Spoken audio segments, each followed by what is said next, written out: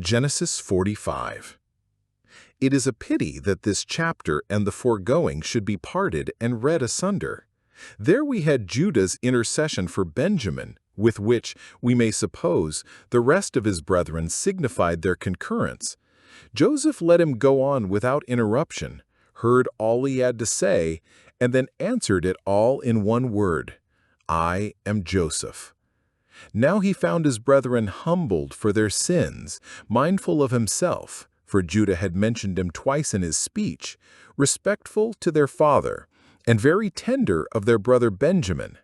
Now they were ripe for the comfort he designed them, by making himself known to them, the story of which we have in this chapter. It was to Joseph's brethren as clear shining after rain, nay, it was to them as life from the dead. Here is Joseph's discovery of himself to his brethren, and his discourse with them upon that occasion. Verse 1 to 15. The orders Pharaoh hereupon gave to fetch Jacob and his family down to Egypt, and Joseph's dispatch of his brethren, accordingly, back to his father with those orders. Verse 16 to 24. The joyful tidings of this brought to Jacob, verse 25, etc. Joseph discovers himself to his brethren, 1707 BC. 1. Then Joseph could not refrain himself before all them that stood by him, and he cried, Cause every man to go out from me. And there stood no man with him, while Joseph made himself known unto his brethren. 2. And he wept aloud, and the Egyptians and the house of Pharaoh heard. And Joseph said unto his brethren, I am Joseph, doth my father yet live? And his brethren could not answer him, for they were troubled at his presence. 4. And Joseph said unto his brethren, Come near to me, I pray you. And they came near. And he said, I am Joseph your brother, whom ye sold into Egypt. 5. Now therefore be not grieved, nor angry with yourselves, that ye sold me hither, for God did send me before you to preserve life. For these 2 years hath the famine been in the land, and yet there are 5 years, in which there shall neither be earing nor harvest. And God sent me before you to preserve you a posterity in the earth, and to save your lives by a great deliverance. So now it was not you that sent me hither, but God. And he hath made me a father to Pharaoh, and lord of all his house, and a ruler throughout all the land of Egypt. Haste ye, and go up to my father, and say unto him, Thus saith thy son Joseph, God hath made me lord of all Egypt. Come down unto me, tarry not. And thou shalt dwell in the land of Goshen, and thou shalt be near unto me, thou, and thy children, and thy children's children, and thy flocks, and thy herds, and all that thou hast. And there will I nourish thee, for yet there are 5 years of famine, lest thou, and thy household, and all that thou hast, come to poverty. And behold, your eyes see, and the eyes of my brother Benjamin, that it is my mouth that speaketh unto you. And ye shall tell my father of all my glory in Egypt, and of all that ye have seen, and ye shall haste, and bring down my father hither. 14. And he fell upon his brother Benjamin's neck, and wept, and Benjamin wept upon his neck. 14. Moreover, he kissed all his brethren, and wept upon them. And after that, his brethren talked with him. Judah and his brethren were waiting for an answer, and could not but be amazed to discover, instead of the gravity of a judge, the natural affection of a father or brother. Joseph ordered all his attendants to withdraw. Verse 1. The private conversations of friends are the most free. When Joseph would put on love, he puts off state, and it was not fit his servants should be witnesses of this. Thus, Christ graciously manifests himself and his loving kindness to his people, out of the sight and hearing of the world. I. Tears were the preface or introduction to his discourse, verse 2. He had dammed up this stream a great while, and with much ado, but now it swelled so high that he could no longer contain, but he wept aloud, so that those whom he had forbidden to see him could not but hear him. These were tears of tenderness and strong affection, and with these he threw off that austerity with which he had hitherto carried himself towards his brethren, for he could no longer bear it. This represents the divine compassion towards returning penitents, as much as that of the father of the prodigal, Luke 15:20, and Hosea 14:8-9. He very abruptly, as one uneasy till it was out, tells them who he was. I am Joseph. They knew him only by his Egyptian name, Zaphnath-Paneah, his Hebrew name being lost and forgotten in Egypt. But now he teaches them to call him by that. I am Joseph. Nay, that they might not suspect that it was another of the same name, he explains himself, verse 4. I am Joseph, your brother, whom ye sold into Egypt. This would both humble them yet more for their sin in selling him, and would encourage them to hope for kind treatment. Thus, when Christ would convince Paul, he said, I am Jesus. And when he would comfort his disciples, he said, It is I. Be not afraid. This word at first startled Joseph's brethren. They started back through fear, or at least stood still astonished. But Joseph called kindly and familiarly to them, Come near, I pray you. And they came near. And he said, I am Joseph your brother, whom ye sold into Egypt. Thus, when Christ manifests himself to his people, he encourages them to draw near to him with a true heart. Perhaps, being about to speak of their selling him, he would not speak aloud, lest the Egyptians overhear, and it should make the Hebrews to be yet more an abomination to them. Therefore, he would have them come near, that he might whisper with them, which, now that the tide of his passion was a little over, he was able to do, whereas at first he could not but cry out. 4. He endeavors to assuage their grief for the injuries they had done him by showing them that whatever they designed, God meant it for good, and had brought much good out of it. Verse 5. Be not grieved, nor angry with yourselves. Sinners must grieve and be angry with themselves for their sins. Yea, though God by his power brings good out of them, for no thanks are due to the sinner for this.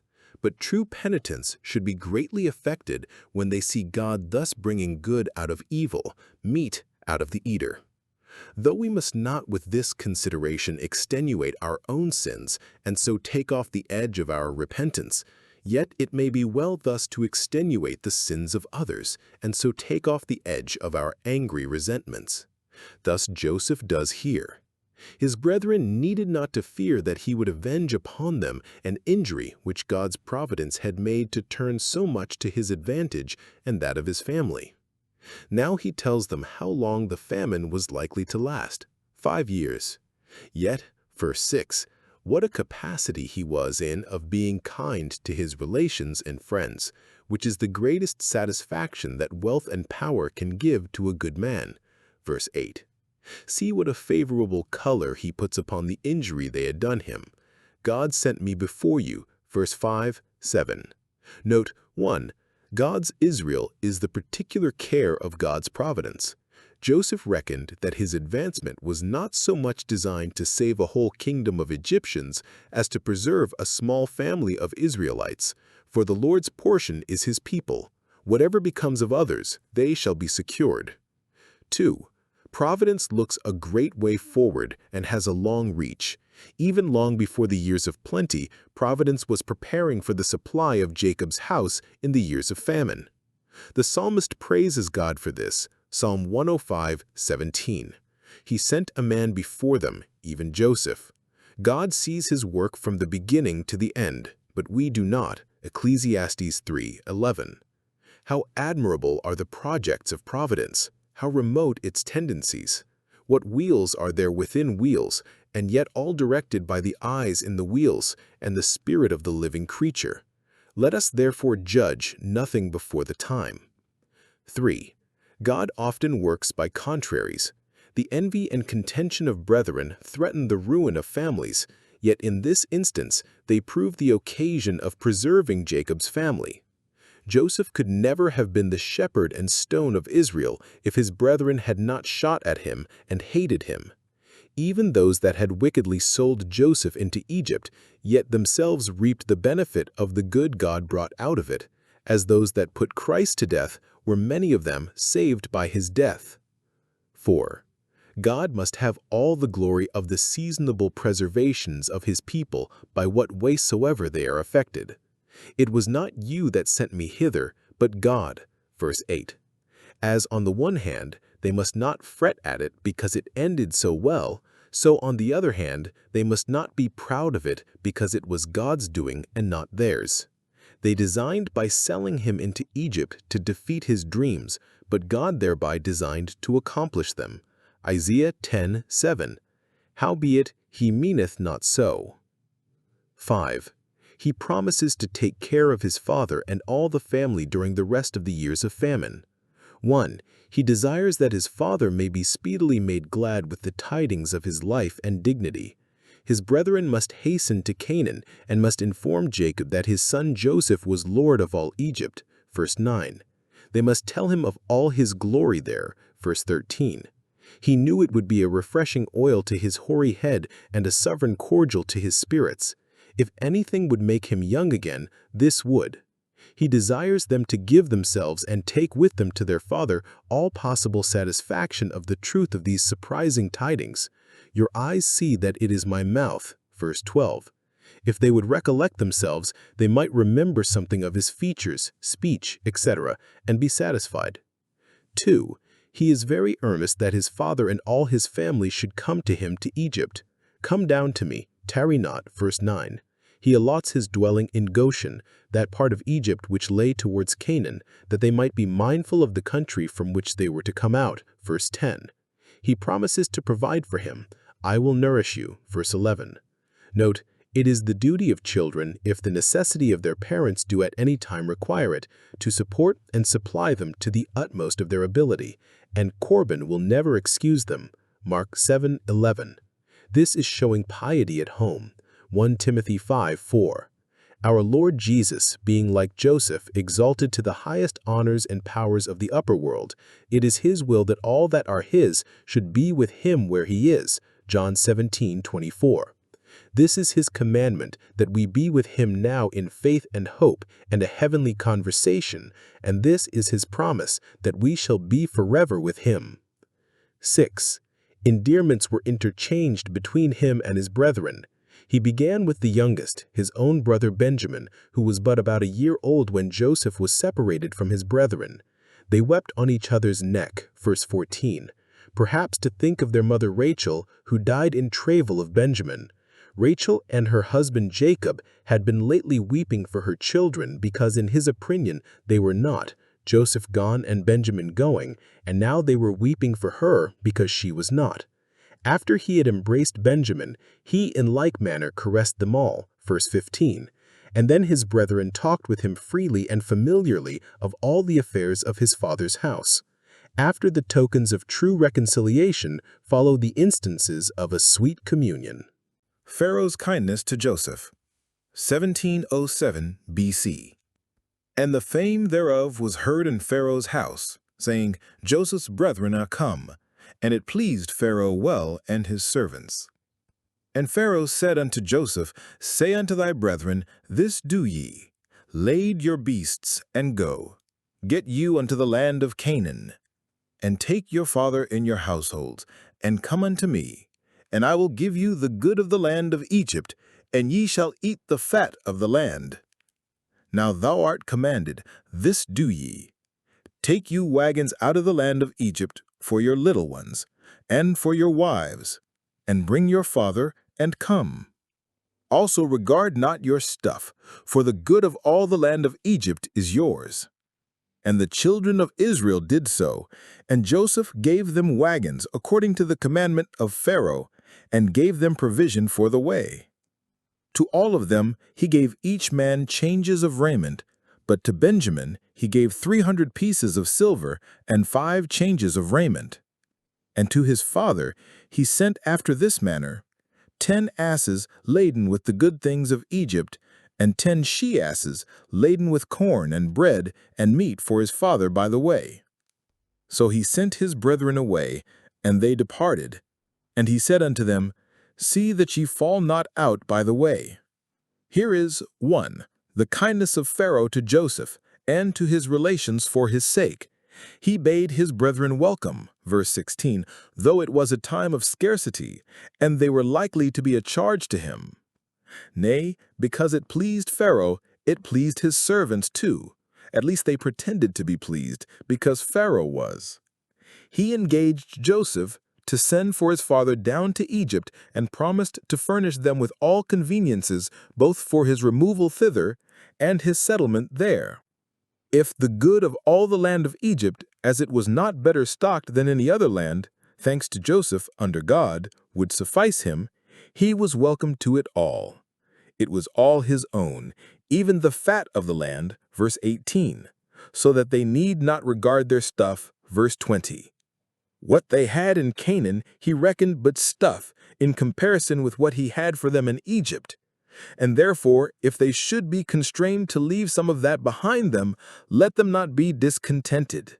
Egypt would afford them enough to make up the losses of their removal. Thus, those for whom Christ intends shares in his heavenly glory ought not to regard the stuff of this world. The best of its enjoyments are but stuff, lumber. We cannot make sure of it while we are here, much less can we carry it away with us.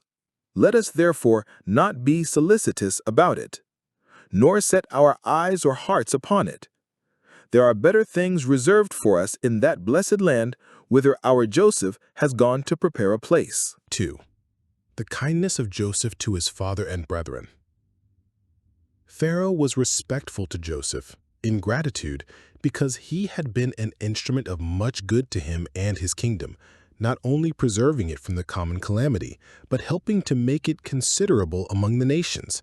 For all their neighbors would say, Surely the Egyptians are a wise and an understanding people that are so well stocked in a time of scarcity. For this reason, Pharaoh never thought anything too much that he could do for Joseph. Note, there is a gratitude owing even to inferiors, and when any have shown us kindness, we should study to requite it, not only to them, but to their relations. And Joseph likewise was respectful to his father and brethren in duty, because they were his near relations, though his brethren had been his enemies, and his father long a stranger. 1. He furnished them for necessity. He gave them wagons and provisions for the way, both going and coming, for we never find that Jacob was very rich, and at this time when the famine prevailed, we may suppose he was rather poor. 2. He furnished them for ornament and delight. To his brethren he gave 2 suits apiece of good clothes, to Benjamin 5 suits, and money besides in his pocket. Verse 22. To his father he sent a very handsome present of the varieties of Egypt. Verse 23. Note, those that are wealthy should be generous and devise liberal things. What is an abundance good for, but to do good with it? 3. He dismissed them with a seasonable caution. See that you fall not out by the way. Verse 24. He knew they were but too apt to be quarrelsome, and what had lately passed, which revived the remembrance of what they had done formerly against their brother, might give them occasion to quarrel. Joseph had observed them to contend about it. Chapter 42, verse 22. To one they would say, It was you that first upbraided him with his dreams. To another, It was you that said, Let us kill him. To another, It was you that stripped him of his fine coat. To another, It was you that threw him into the pit, etc. Now Joseph, having forgiven them all, lays this obligation upon them, not to upbraid one another. This charge our Lord Jesus has given to us, that we love one another, that we live in peace, that whatever occurs or whatever former occurrences are remembered, we fall not out. For one, we are brethren, we have all one Father. 2. We are his brethren, and we shame our relation to him who is our peace if we fall out. 3. We are guilty, verily guilty, and instead of quarreling with one another, have a great deal of reason to fall out with ourselves. 4. We are or hope to be forgiven of God whom we have all offended, and therefore should be ready to forgive one another. 5. We are by the way, a way that lies through the land of Egypt, where we have many eyes upon us that seek occasion and advantage against us, a way that leads to Canaan, where we hope to be forever in perfect peace. The history of Joseph, 1707 BC. And they went up out of Egypt, and came into the land of Canaan unto Jacob their father, and told him, saying, Joseph is yet alive, and he is governor over all the land of Egypt. And Jacob's heart fainted, for he believed them not. And they told him all the words of Joseph, which he had said unto them. And when he saw the wagons which Joseph had sent to carry him, the spirit of Jacob their father revived. And Israel said, It is enough. Joseph my son is yet alive. I will go and see him before I die. We have here the good news brought to Jacob. 1. The relation of it at first sunk his spirits. When without any preamble his sons came in, crying, Joseph is yet alive, each striving which should first proclaim it, perhaps he thought he bantered him, and the affront grieved him. Or the very mention of Joseph's name revived his sorrow, so that his heart fainted. Verse 26. It was a good while before he came to himself. He was in such care and fear about the rest of them, that at this time it would have been joy enough for him to hear that Simeon was released, and that Benjamin had come safely home, for he had been ready to despair concerning both these. But to hear that Joseph is alive is too good news to be true. He faints, for he believes it not. Note, we faint because we do not believe. David himself had fainted if he had not believed. Psalm 27:13. 2. The confirmation of it by degrees revived his spirit.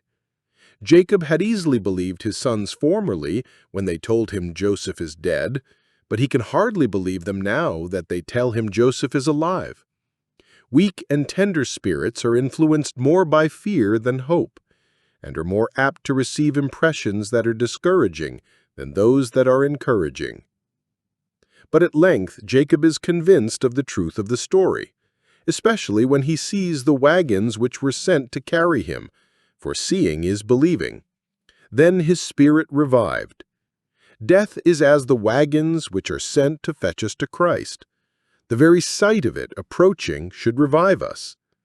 Now Jacob is called Israel, verse 28, for he begins to recover his wonted vigor. It pleases him to think that Joseph is alive. He says nothing of Joseph's glory, of which they told him. It was enough for him that Joseph was alive. Note, those that would be content with less degrees of comfort are best prepared for greater. 2. It pleases him to think of going to see him. Though he was old and the journey long, yet he would go to see Joseph, because Joseph's business would not permit him to come to see him. Observe, he says, I will go and see him, not, I will go and live with him. Jacob was old and did not expect to live long. But I will go and see him before I die, and then let me depart in peace. Let my eyes be refreshed with this sight before they are closed, and then it is enough. I need no more to make me happy in this world. Note, it is good for us all to make death familiar to us, and to speak of it as near, that we may think how little we have to do before we die, that we may do it with all our might, and may enjoy our comforts as those that must quickly die and leave them.